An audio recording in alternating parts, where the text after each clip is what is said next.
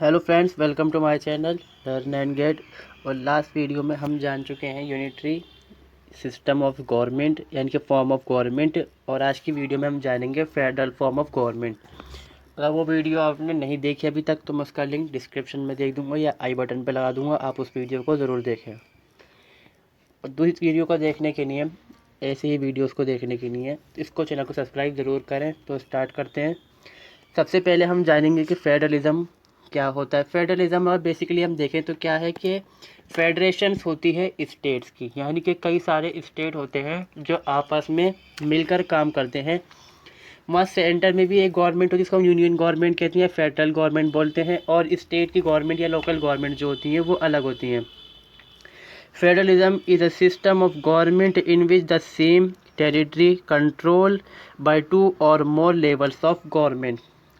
यानी कि इससे क्लियर हो जाता है कि क्या है फेडरलिज्म। एक सिस्टम है गवर्नमेंट का जहाँ पर लोग तो सेम है और टेरिटरी भी सेम ही देगी, मगर वहाँ पर क्या है कि या तो दो गवर्नमेंट्स होती हैं, या दो गवर्नमेंट्स होंगी या तीन गवर्नमेंट्स होंगी। हमारे इंडिया में तीन होती हैं मैक्सिमम स्टेट में। जब फेडरल सिस्टम चलता है, स्टेट 50 कंट्रीज़ के अंदर है आज के वक्त में ये। तो ज़्यादातर में क्या है कि दो टायर की गवर्नमेंट होती है, कि दो लेवल की गवर्नमेंट होती है। इंडिया में क्या है, पहले दो थी, बाद में अमेंडमेंट करा कॉन्स्टिट्यूशन में, तीन अमेंड बना के तीन कर डाली, जिसको हम पंचायत वगैरह कहते हैं, या फिर जो म्यूनसिपल गवर्नमेंट होती है वो। An overarching national government is responsible for broader government of a larger territory area. मतलब जो सेंट्रल गवर्नमेंट है, यूनियन गवर्नमेंट होती है जिसको हम नेशनल गवर्नमेंट कहते हैं, तो वो रिस्पॉन्सिबल होती है ब्रॉड एरिया के लिए। ब्रॉड गवर्नमेंट है, बड़ी गवर्नमेंट है कि पूरे स्टेट के, पूरे जो कंट्री है उस पर ये रूल करती है। तो ये पूरे स्टेट नेशन के लिए ये रिस्पॉन्सिबल होती है। Small divisions take state and cities govern the issue of local concern. यानी छोटे जो स्टेट्स हैं, या हम सब और डिवीज़न कह सकते हैं हम उनको, तो वो कहाँ पे काम करेंगे, छोटे एरियाज़ में काम करती हैं। लोकल कंसर्न मतलब जिनको हम कहते हैं स्थानीय जो काम होते हैं वो काम छोटी गवर्नमेंट्स करेगी। Both the national government and the smaller political division state और local government have the power to make laws and both have a certain level of autonomy from each other. यानी कि दोनों गवर्नमेंट्स, यानी कि state की government को union government कहना, और जो स्टेट गवर्नमेंट है, दोनों के पास ऑटोनॉमी है, यानी कि पावर है, काम करने की शक्ति है उनके पास अपने अपने लेवल के ऊपर, दूसरों को एक दूसरे से लेकर।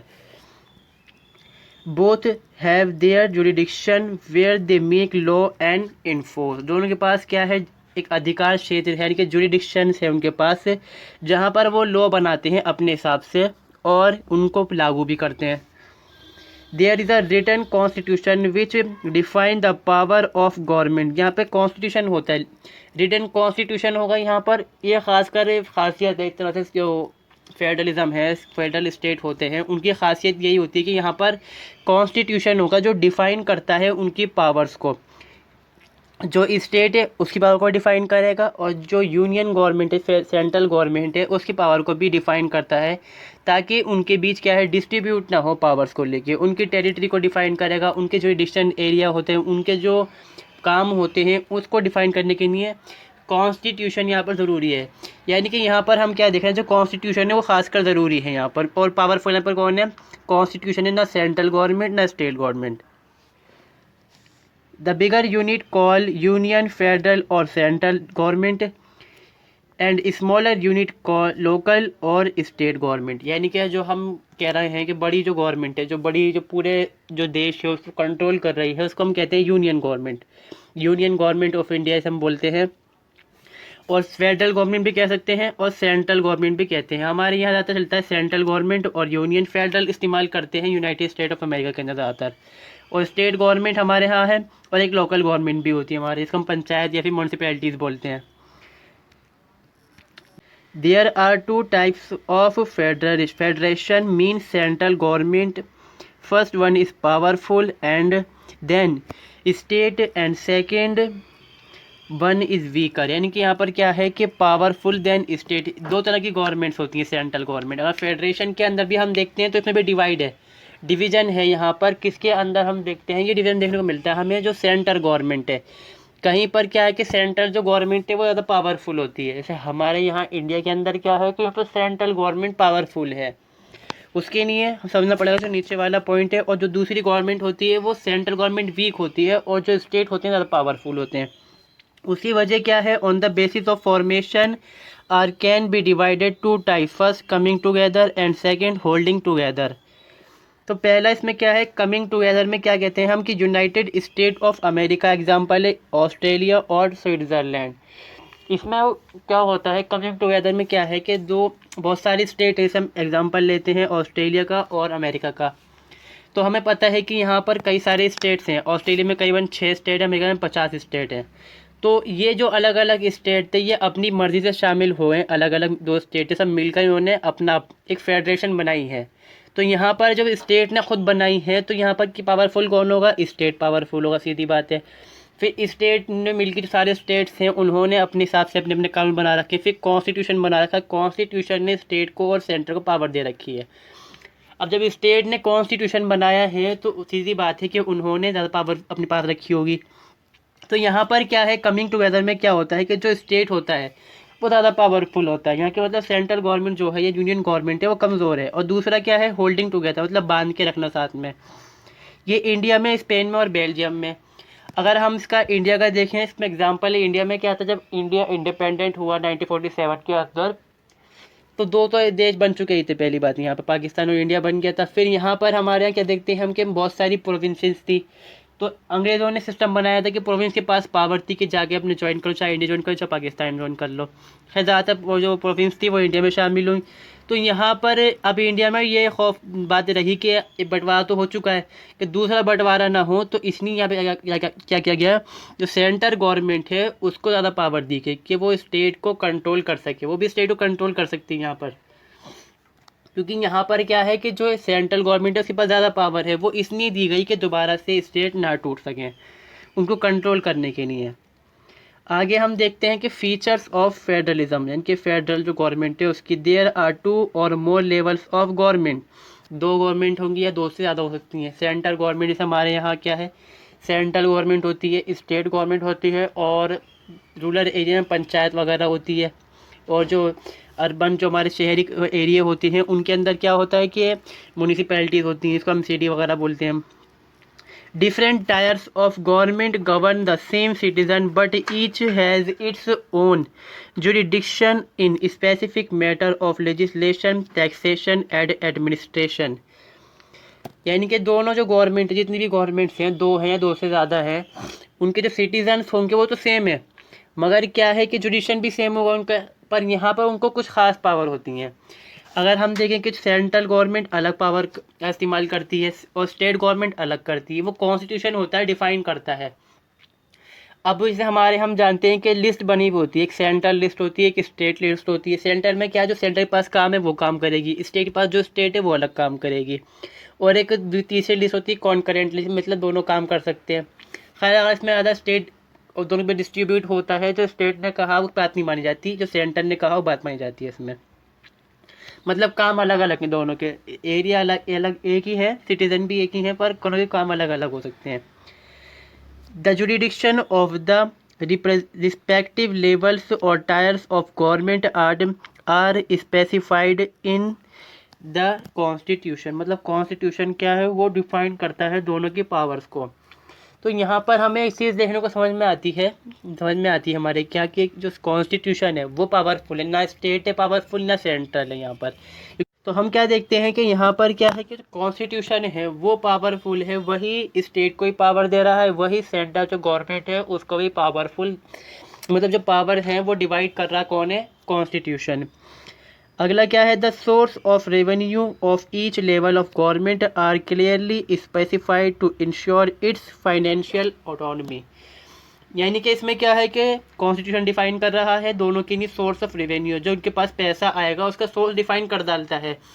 वजह इसकी ये है कि अक्सर प्रॉब्लम होती है कि सेंटर ज़्यादा पावर दिखाने के चक्कर में जो स्टेट्स होती हैं उनको रेवेन्यू नहीं देता। हमारे यहाँ इंडिया में अक्सर हम देखते रहते हैं, ये चीज़ होती रहती है कि जो स्टेट्स हैं उनको कमी पड़ जाती है पैसे की, वो डिमांड करती हैं सेंटर से।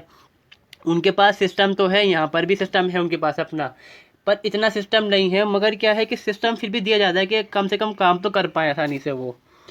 Court have the power to interpret the constitution and the power of different level of government. The highest court acts as an empire of if dispute arise between different level of government in the exercise of their respective powers। हम यहाँ पर क्या देखते हैं कि court कौन है, जैसे यहाँ पर एम्पायर है जो मतलब फैसला करवाते हैं, क्रिकेट में एम्पायर होता है, वैसे ही क्या से एम्पायर है वो, तो वो अंपायर जिसको बोलते हैं, तो वो फैसला करवाता है। अगर किसी दो जो गवर्नमेंट है, सेंटर गवर्नमेंट है, स्टेट गवर्नमेंट के बीच में कोई डिवीज़न डिस्ट्रीब्यूट हो जाता है किसी चीज़ को लेकर, लड़ाई झगड़ा होता है, डिस्प्यूट जो हो गया उनके बीच, तो उनके बीच वो फैसला करवाता है। और अगर कोई जो कॉन्स्टिट्यूशन में कोई चेंजेस होते हैं तो उसके बारे में भी वो डिफ़ाइन करता है कि कॉन्स्टिट्यूशन के बारे में ये क्या कहा गया है। कि कोई जो कॉन्स्टिट्यूशन के बारे में कभी होता है इंडिया के अंदर कोई चेंजिंग होती है तो लोग कोर्ट से पूछते हैं, जो सुप्रीम कोर्ट होता है, जो हाईएस्ट कोर्ट होता है, उससे पूछते हैं कि ये जो अनुच्छेद या जो ये आर्टिकल है इसका मतलब क्या है, इसको डिफ़ाइन करिए, और जो ये चेंजेस हो रहे हैं इसमें बताइए क्या फ़ायदा है या फिर इनको रोकिए। तो यहाँ पर कोर्ट ये काम कर सकता है, जो सुप्रीम कोर्ट है। The fundamental provisions of the constitution cannot be unilaterally change by the one level of government. Such changes require the consent of both the level of government. यानी कि जैसे फंडामेंटल्स होते हैं कि जो हमारा संविधान है, जो कॉन्स्टिट्यूशन है, जो उसकी मौलिक बातें हैं, जो बुनियाद है, जो उसका बेस है, उसको चेंज नहीं किया जा सकता। ऐसे हमारे यहाँ इंडिया में हम कह सकते हैं कि हमारा देश धर्मनिरपेक्ष है, तो ये चेंजेस तो मुश्किल ही है, बहुत मुश्किल है। अभी हमने देखा कश्मीर के मामले में, वहाँ पर आर्टिकल 370 थी, उसको हटाया गया, तो उसके लिए हमें एक वोटिंग होगी, उसके लिए हमें कम से कम 2/3 मेजॉरिटी चाहिए होती है दोनों जगह पर, लोकसभा में भी और जो राज्यसभा होती है हमारे यहाँ उसमें भी, यानी कि अपर चैम्बर और लोअर चैम्बर दोनों के अंदर। मतलब ये कोई एक गवर्नमेंट इसको चेंज नहीं कर सकती। आगे देखते हैं हम कुछ एडवांटेजेस क्या है इसके अंदर। There is a larger federal unity, दो लोकल गवर्नमेंट में हैंडल देयर ऑन प्रॉब्लम। यानी कि क्या है कि जब हम देख रहे हैं कि सेंटर में गवर्नमेंट है तो वो यूनिटी बना के रख रही है, मगर वो जो लोकल प्रॉब्लम है उसको देख सकती नहीं है, उसके लिए यहाँ पर क्या है लोकल गवर्नमेंट्स होती हैं, तो ये इसका एक एडवांटेज हो गया। The government at the centre is more committed toward national and international issue. Centre की गवर्नमेंट क्या काम करेगी, नेशनल इशू देखेगी और इंटरनेशनल इशू, मतलब जो देश से जुड़े मुद्दे हैं, खासकर बड़े बड़े मुद्दे जो होंगे वो देखेगी, और इंटरनेशनल यानी कि जो ट्रीटीज़ करनी है दूसरे देश हैं उनके साथ हमें कैसे जो फॉरेन पॉलिसीज़ होती हैं वो सेंट्रल गवर्नमेंट देखती है। It is a participatory system had there are more opportunity to make decision. For instance, what goes into school curriculum and way in which highway and other projects are to be carried out can be decided through the participation of local people. तो यहाँ पर फ़ायदा क्या है कि यहाँ participation ज़्यादा है। सेंट्रल गवर्नमेंट काम तो कर रही है पर यहाँ पर जो लोकल्स लोग हैं उनका पार्टिसिपेशन है। हम इसमें एग्जांपल ले रहे हैं स्कूल का। स्कूल में क्या है, हर स्टेट के अंदर, हर लोकल जगह की जो हम देखते हैं इंडिया के अंदर, वहाँ का अलग अलग सिस्टम है। जैसे यूपी, उत्तर प्रदेश है हमारा, उत्तर प्रदेश का कल्चर अलग है, लैंग्वेज अलग है, बिहार का अलग है और राजस्थान का अलग है। तो राजस्थान के अंदर वही चीज़ पढ़ाई जाएगी जो वहाँ के लोकल लोग जानते होंगे, जो वहाँ की हिस्ट्री होगी, वहाँ की लैंग्वेज होगी। अब जो उत्तर प्रदेश और बिहार है वहाँ के अंदर वही, वहाँ के स्कूल्स में वो चीज़ पढ़ाई जाएगी जो वहाँ के लोकल लोगों की लैंग्वेज होगी, लोकल लोगों की लैंग्वेज में पढ़ाएंगे उसको, और जो लोकल हमारी वहाँ की हिस्ट्री होगी खासकर उसको ज़्यादा जोर देंगे। तो वो पता चलता है कि लोकल लोग अपना पार्टिसिपेशन कर रहे हैं अपने काम के लिए। Local government officials are more responsive toward people who elect them. क्योंकि सेंटर जो है वो तो बीच में सेंटर जो है कि जहाँ पे उसका कैपिटल है वहाँ से सेंटर काम करता है अक्सर, तो वो हर जगह पे जान सकता नहीं है। जो लोकल गवर्नमेंट है वो जान सकती है, वो लोकल प्रॉब्लम्स को देख सकती है। तो ये इसका एक एडवांटेज हो गया। मतलब ये इसके कई सारे एडवांटेज हैं, इसके अलावा भी एडवांटेजेस हो सकते हैं। आगे देखते हैं हम कुछ डिसएडवांटेजेस के। Since law are different in different state, people live in one country can be treated differently. This can happen not only in spending that each state make welfare program, but even a legal system where different punishment can be meted out in similar offense or right laws are differently enforced. इसमें हम example लेते हैं United state of America के अंदर। United state में क्या है कि वहाँ पर इसे हम एग्जांपल लेते हैं, कैलिफोर्निया अलग स्टेट है वहाँ पर, और टेक्सास जो है वहाँ का अलग स्टेट है। तो वहाँ पर इतना सिस्टम अलग है कि वहाँ पर चोरी को लेकर ही बिल्कुल अलग अलग कानून है। तो मतलब प्रॉब्लम क्या है कि अब मान लो कोई कैलिफोर्निया का इंसान जाके टेक्सास में चला जाता है और कोई चोरी कर लेता है वहाँ पर, तो वहाँ पर उसको पनिशमेंट अलग मिलेगी, और कैलिफोर्निया की पनिशमेंट जो होती है वो अलग पनिशमेंट मिलती है वहाँ पर उसको। मतलब क्या है कि जो लॉ है, कानून है, वहाँ पर अलग बने हुए हैं और पनिशमेंट भी अलग अलग दी जाती हैं। और जो कानून अगर सेंटर ने बनाया है कोई कानून, तो वहाँ पर सेंटर के कानून भी अलग तरह से लागू किए जाते हैं। वहाँ पर क्या है कि सेंटर की पुलिस नहीं है, वहाँ पर स्टेट की पुलिस काम करती है ज़्यादा। हमारे में क्या है कि सेंटर पुलिस होती है, सेंटर के जो लॉ होती है ज़्यादातर उनको मानती है पुलिस। मगर वहाँ पर क्या होता है कि वहाँ पर हर स्टेट का अलग अलग लॉ है और वहाँ की पुलिस अपने स्टेट के लॉ के हिसाब से काम करती है। डुप्लीकेशन ऑफ सर्विस, इसमें क्या एग्जांपल होते हैं हमारे यहाँ के, जैसे हॉस्पिटल हो, सेंटर भी काम करती है उसमें, स्टेट भी काम करती है। स्कूल है वो भी सेंटर काम करती है, स्टेट भी काम करती है। तो दोनों ही एक तरह की सर्विस दे रही हैं, तो इससे ये एडवांटेज हो जाता है। मतलब अलग अलग काम करें तो अच्छा रहेगा कि काम में एफिशिएंसी आती है।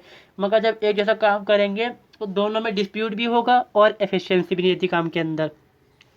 State can pass laws that counter national policy and this can influence international relation।